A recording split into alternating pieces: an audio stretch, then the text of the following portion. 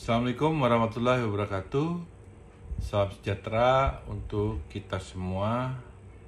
Syukur alhamdulillah hari ini kita bisa bersilaturahim di dunia maya. Allah memberikan nikmat kesehatan, keselamatan untuk hari ini kepada kita semua. Kita harus syukuri di tengah pandemi COVID-19 yang kalau lihat angkanya makin mengkhawatirkan. Kita tetap harus menjaga imunitas kita dengan selalu berada di rumah, menjaga jarak 1 meter, dan sering-sering mencuci tangan dengan sabun. Pada hari ini, saya akan menjelaskan perkuliahan etika profesi komunikasi tentang etika periklanan yang kedua. Jadi untuk pembahasan etika periklanan itu ada 2 pertemuan 8 dan 9. Pertemuan 8 pada minggu lalu saya sudah jelaskan tentang bagaimana prinsip-prinsip dasar etika pariwara di Indonesia yang sudah disusun dan berlaku dan mengikat bagi semua pelaku periklanan di Indonesia. Walaupun kadang-kadang pada faktanya juga masih banyak juga menurut saya yang tidak pas. Waktu saya menyusun rencana untuk membuat rekaman di YouTube ini, tadi malam saya nonton iklan Rinso. Iklan Rinso yang baru tuh, yang sacetan berapa? 500 atau 1.000 rupiah. Masih dengan membandingkan deterjen lain, walaupun deterjen lain itu tidak disebutkan. Dan Rinso mengklaim bahwa dirinya paling bersih. Demikian juga nanti kalau ada yang kompetitor yang sama, entah itu Epek, entah itu Daya atau apapun sejenisnya, Soklin gitu misalnya ya. Ya, karena memang biasanya persaingan antar produk yang sama itu begitu. Mereka mengklaim produk mereka itu paling baik daripada kompetitornya. Itu sebenarnya satu hal yang menurut saya kurang etis gitu ya. Tapi ya buktinya lolos gitu ya. Saya nggak tahu. Nanti kalau Anda lagi di rumah nonton iklan Rinso yang sachet dijual 500 atau 1.000 rupiah itu, Anda akan melihat masih nyindir-nyindir kompetitor. Jadi sepertinya nggak pede gitu loh produk ini gitu loh. Harusnya sih tidak perlu seperti itu menurut saya, karena kalau kita berperanglah dengan sehat, dengan senjata yang kita miliki. Jadi iklan itu bisa menjadi bumerang menurut saya kalau tidak sesuai dengan apa yang digambarkan gitu ya. Karena masyarakat kita kan udah kritis ya. Mungkin awal orang terpengaruh dengan iklan itu. Oh iya benar nih. Ternyata apa yang dipersepsikan melalui iklan itu tidak sesuai dengan kenyataannya, orang juga akan beralih, cepat sekali beralih. Oleh karena itu hati-hati.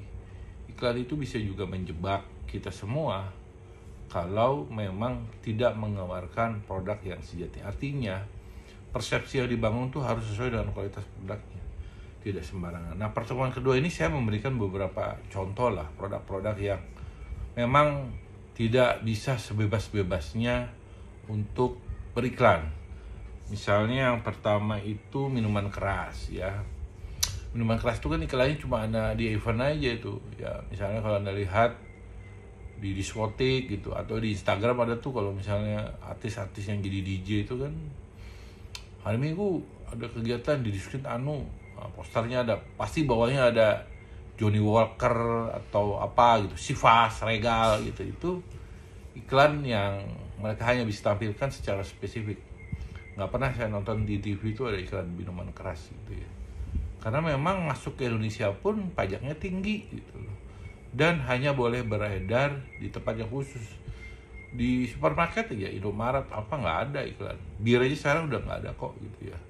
Jadi yang berbau-bau alkohol itu dijualnya pun di tempat khusus dengan harga mahal. Kalau nggak salah yang iklan yang produk-produk dari luar negeri itu Sivas, Regal, apalagi itu ya tadi yang saya sebutkan itu 40% pajak untuk cukainya untuk bisa datang ke Indonesia, sehingga memang harganya mahal dan hanya di tempat-tempat yang khusus.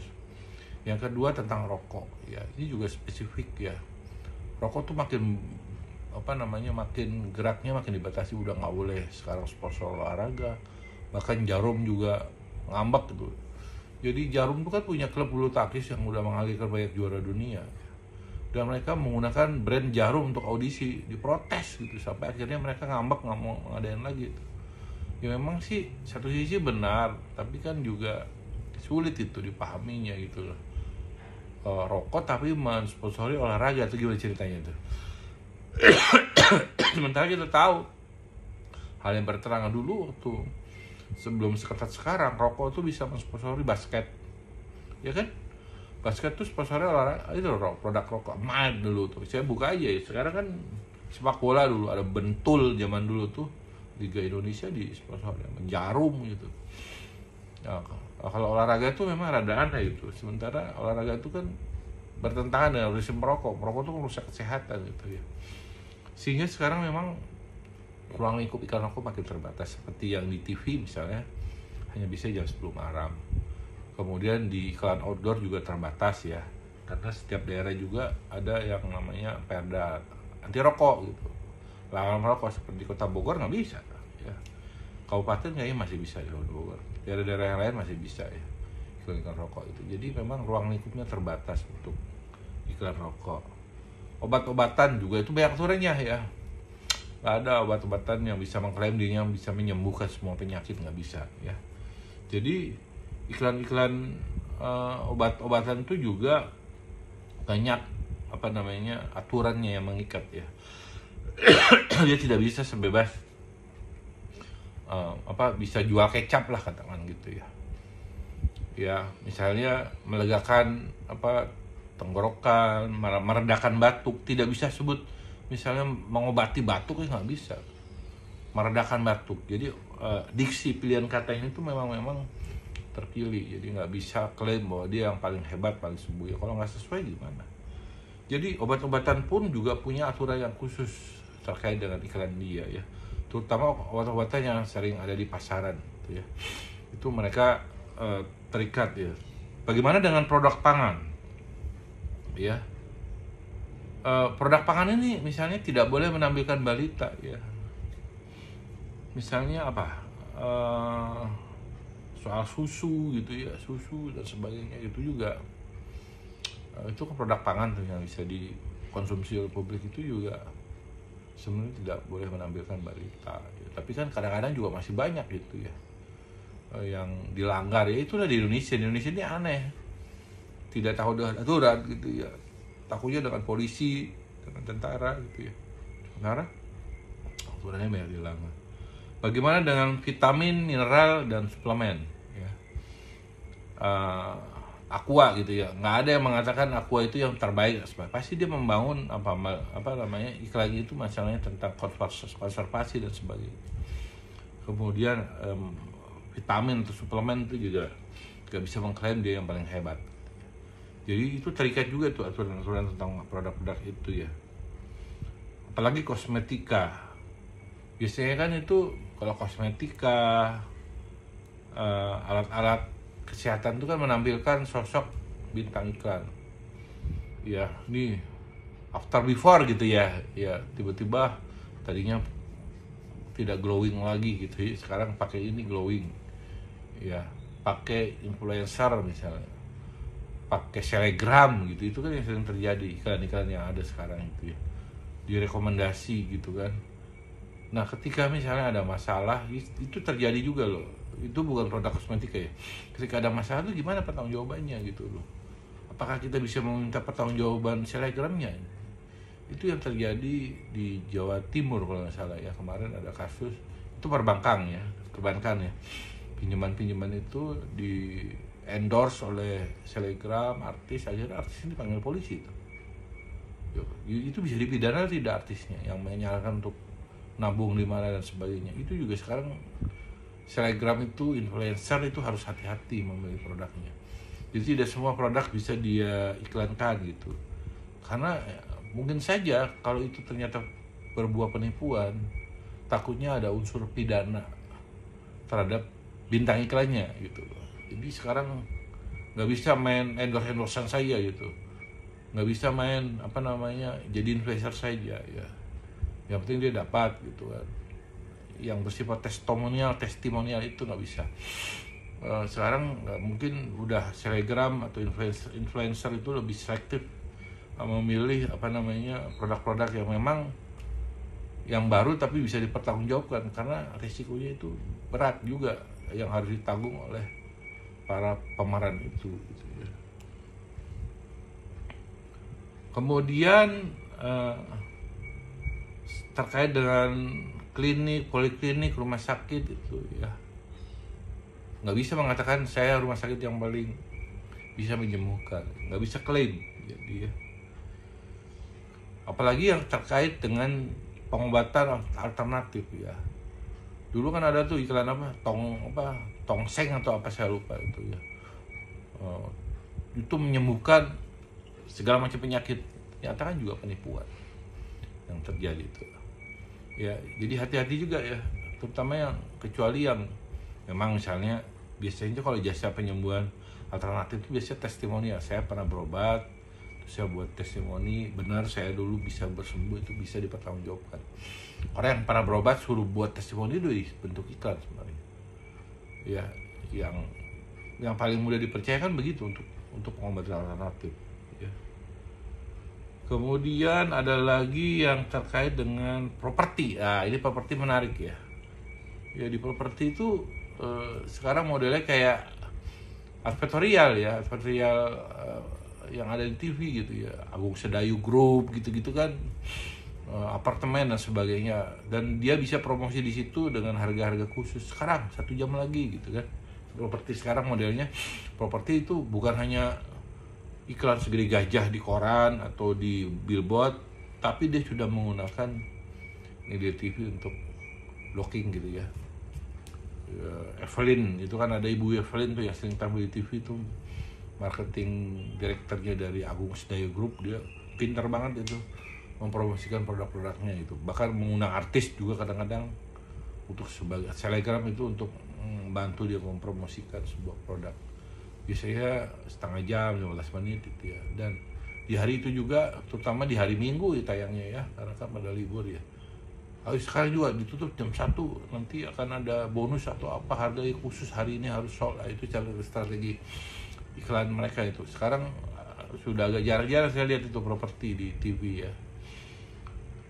Kemudian ini nih peluang yang tadi itu, yang kasus di Jawa Timur itu yang investasi ya. Investasi kan duitnya ternyata kita udah keluarin untuk nanam modal atau apa, saham, ternyata kabur. Itu yang banyak artis-artis diperiksa di Polda Jawa Timur tuh, Gisel, apa lagi ya, Aukarin itu kan dipanggil-panggil semua itu, karena dia mengiklankan di Instagramnya itu tentang investasi.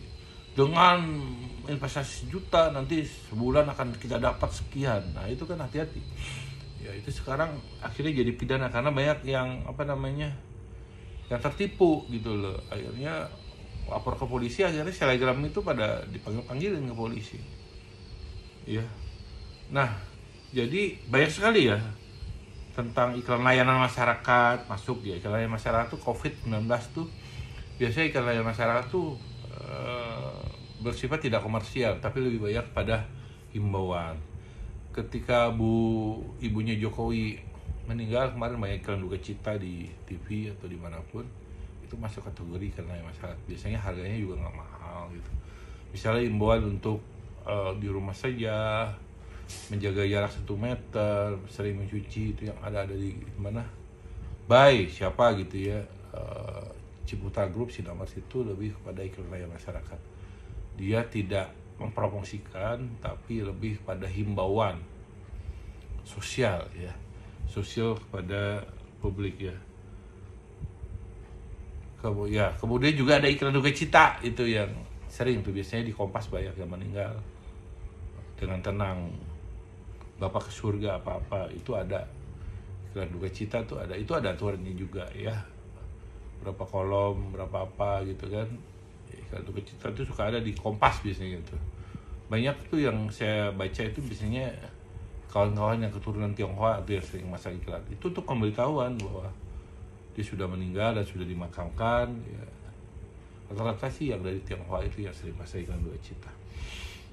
Nah itu contoh-contoh lah kira-kira produk-produk yang begitu banyak ya. Tapi sekarang ini gara-gara COVID-19 pasti volume iklannya akan menurun. Iya. Kenapa Pak? Ya kan salah satu yang dilakukan perusahaan itu kan memangkas budget promosi. Sementara promosi itu ujung tombaknya iklan. Kalau budget promosi dipangkas, maka iklan pun akan berkurang, dan ini akan berdampak pada media. Saya udah dengar tuh di Bogor katanya mau ada yang dirumahkan, salah satu media lokal itu. Karena apa?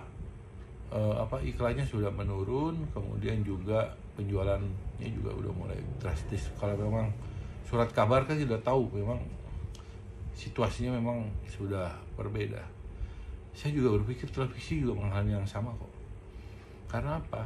Iklan sekarang sudah berpindah ke sosial media, ke Instagram, ke Facebook, ke YouTube gitu loh. Ya, misalnya di YouTube dengan AdSense-nya itu ya, di Instagram juga di ini. Jadi artinya kuenya sama, tapi sasarannya udah berbeda. Jadi media massa itu ya, koran udah ditinggalin, radio juga sama, televisi juga kue iklannya berkurang. Banyak sekarang ke media sosial, ke Instagram, YouTube ya. Kita bicara landscape yang mana ya, dia bisa hidup, karyawannya banyak dengan AdSense. Selain juga dia bisa mengiklankan langsung. Kalau Anda lihat Raffi Ahmad tuh tiap hari kalau nggak Beng Beng, Torabika, apalagi ya, Mineral ya. Selain itu dia dapat AdSense dari klik-klik yang orang nonton tayangan dia. Baim Wong juga sama, dia sudah di atas 10 juta, Raffi Ahmad 13 juta. Ya lebih efektif di situ. Kalau orang pemasang iklan itu kan nggak bodo amat media apapun, yang penting efektif gitu. Mana yang cepat, bagaimana dia mengeluarkan budget untuk beriklan cepat ditangkap oleh masyarakat dan bisa berimbas pada peningkatan penjualan produknya, itu tujuan kami.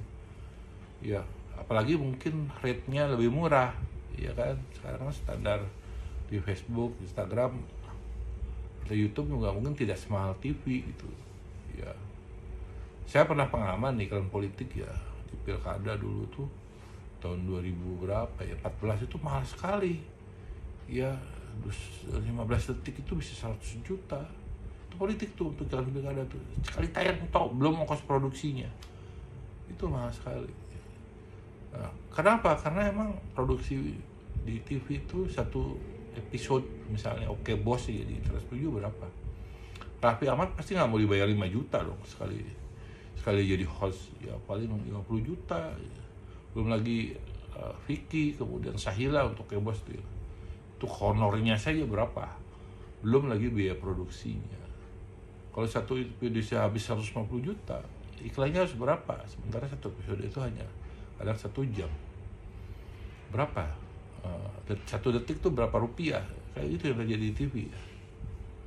Sekarang dengan adanya sosial media, orang mulai, para pemasang iklan udah bermigrasi ke situ. Iya, ke sosial media. Jadi artinya kuenya makin terbagi lagi gitu ya. Ini kira-kira goncang nggak TV? Saya yakin goncang. Gitu. Ya, kalau dia tidak cepat berinovasi ya, tidak melakukan efisiensi gitu. Karena kucingnya efisiensi. Sekarang dengan membuat Instagram, istilahnya dengan membuat satu kamera saja,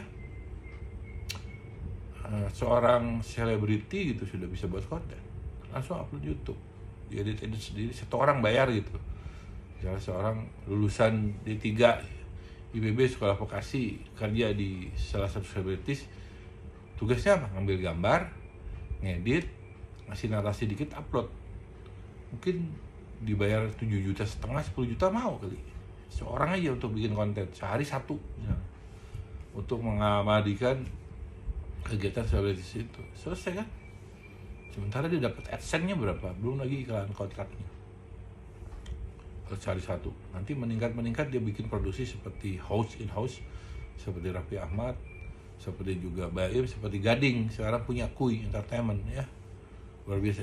Saya berharap juga sih adalah anak-anak kita yang bisa PKL gitu ya, di Rans Entertainment, di Bapau, atau di Atta, di Aricis gitu ya. YouTuber yang udah di atas 10 juta gitu ya, boleh PKL. Saya bisa senang sekali Anda bisa PKL itu, mendapat pengalaman di dunia digital. Datang aja ke Andara sana, bawa surat itu borangnya, pengen PKL 2 bulan di Rans Entertainment. Masa sih nggak diterima? Apalagi Anda semua sudah punya kemampuan belajar, semuanya di D3 kan kita semua belajar tentang ngambil gambar, ngedit, bikin suara, wah pasti jangan-jangan malah nyangkut. Mudah-mudahan sih ada juga yang bisa PKL di sana atau di biro iklan ya. Seperti yang saya ceritakan nih, ada bimbingan saya nanti yang sekarang nih angkatan 54 udah selesai TA-nya, lagi saya koreksi untuk PKL di situ. Nah itu mungkin saya bisa berikan pengantar karena mata kuliah etika profesi komunikasi ini kan lebih mata kuliah yang bisa memberikan pengetahuan, kognisi aja gitu, memberikan bekal buat kalian. Tapi nanti pendalamannya saat Anda terjun.